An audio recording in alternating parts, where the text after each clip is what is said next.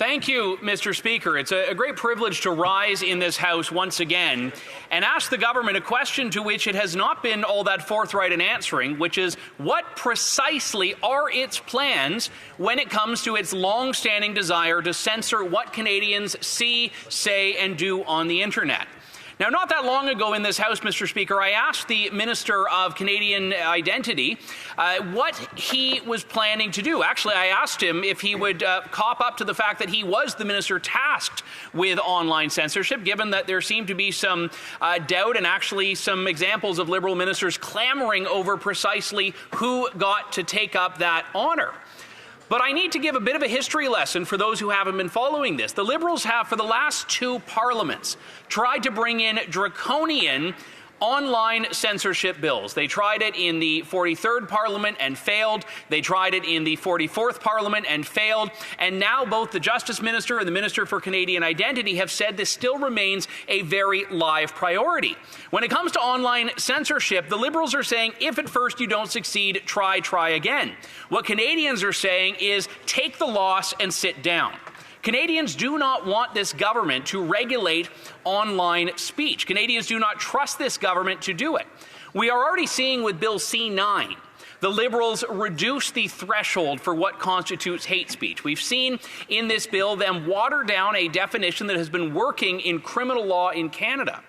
C-63 in the most recent Parliament, the Online Harms Act, went far beyond this. C-63 actually would empower the Canadian Human Rights Tribunal to prosecute Canadians for saying things that offended people online. The Liberals were bringing back a much maligned, and I'm grateful to say, formerly repealed section of the Canadian Human Rights Act, Section 13.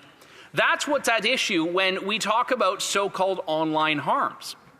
And I have no doubt that the parliamentary secretary to the minister tonight will talk about all of the examples of why this is so necessary. But the reality is the condemnation of the Liberal government's online harms proposals has come from left and right. It's come from civil liberties groups on the left and right. It's come from Canadian luminaries such as Margaret Atwood, who I do not believe would ever align herself with those of us on this side of the bench, because Canadian free speech advocates, Canadian artists, Canadian scholars, journalists all realize the importance of being able to speak your mind without the government weaponizing a definition of hate to censor what Canadians do. And the reason I bring this up now is because when I asked the minister the first time around for this, he started talking about Google.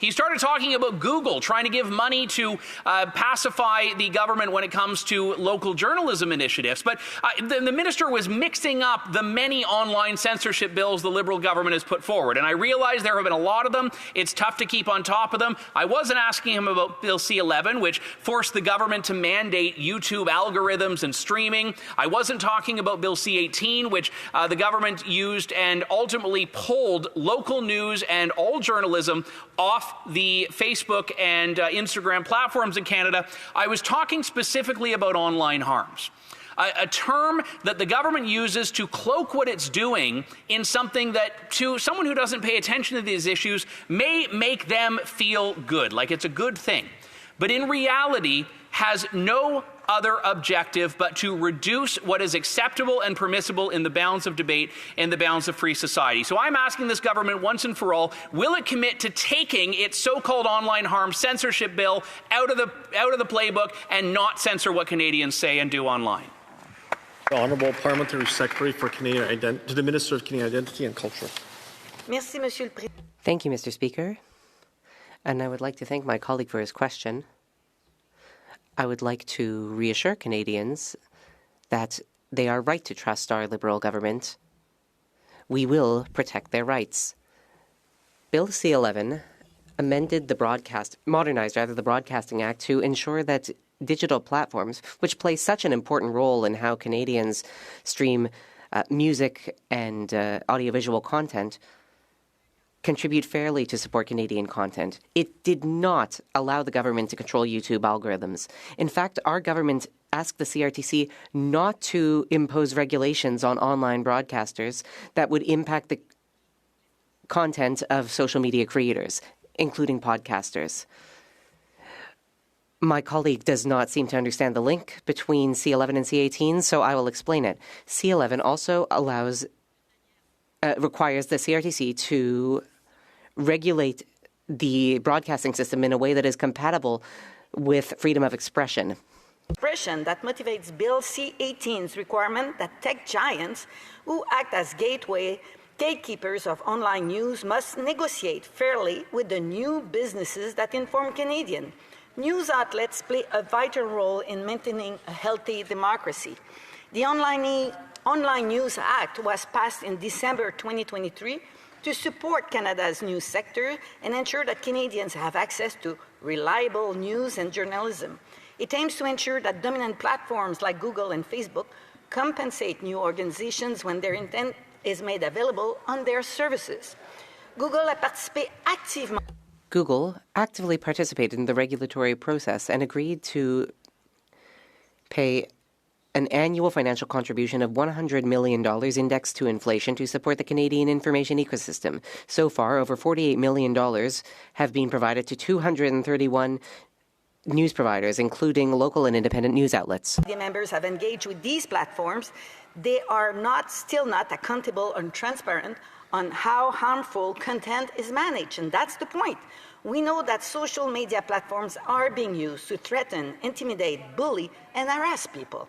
They're being used to promote racist, anti-Semitic, Islamophobic, misogynist, and homophobic views that target communities, put people's safety at risk, and undermines Canada's social cohesion and our democracy. Social media platforms are also used by predators and offenders to exploit children. Conservatives like to pretend that any attempt at addressing online harms is an affront to freedom, yet we know for a fact that 4 in 10 Canadians are exposed to online hate on a monthly or weekly basis. Conservative politicians need to stop hiding behind false outrage and join us in ensuring that Canadians feel safe in their community. Our Liberal government campaigned on a clear commitment to introduce legislation to protect children from horrific crimes, including online sexploitation and extortion, and give law enforcement and prosecutors the tools to stop these crimes and brings predators to justice, and Canadians elect us to deliver on it. Our Department of Justice has just introduced the Combating Hate Act, a piece of legislation which would fight against rising hate by strengthening penalties for hate crimes, intimidation, and obstruction. We will never compromise Canadians' abilities to express themselves online. Honourable Member for Elgin St. Thomas, London South. Thank you, Mr. Speaker, and I thank the Parliamentary Secretary for what I'm assuming was intended to be a response to the question. The Conservatives have zero objection to cracking down hard on online child sexual exploitation, and I hope the government will support the member's bill from the member for Calgary Signal Hill taking aim at that. But the Liberal government in Bill C-36 and C-63 lumped that in with its Orwellian anti-free speech censorship laws to do exactly what the Parliamentary Secretary is doing right now, which is to say that if you do not trust the government to weaponize the Canadian Human Rights Tribunal with a lower, murky threshold for so-called hate speech, you're therefore okay with child sexual exploitation, which we are not. So will the Parliamentary Secretary clear things up right now and say that Section 13 of the Canadian Human Rights Act, under the so-called online harms guise, will not be coming back and censoring Canadian speech online?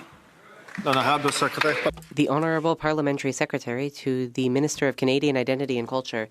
Mr. Speaker, it is clear that our government would never censor Canadians because we respect the rights of Canadians.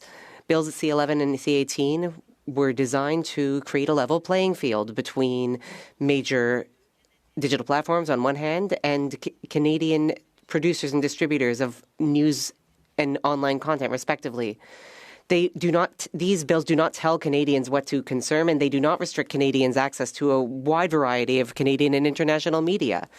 Currently, platforms are not responsible or transparent about how they manage harmful content, including content that does impact children seriously. Freedom of expression and freedom of press, two essential pillars of our democracy.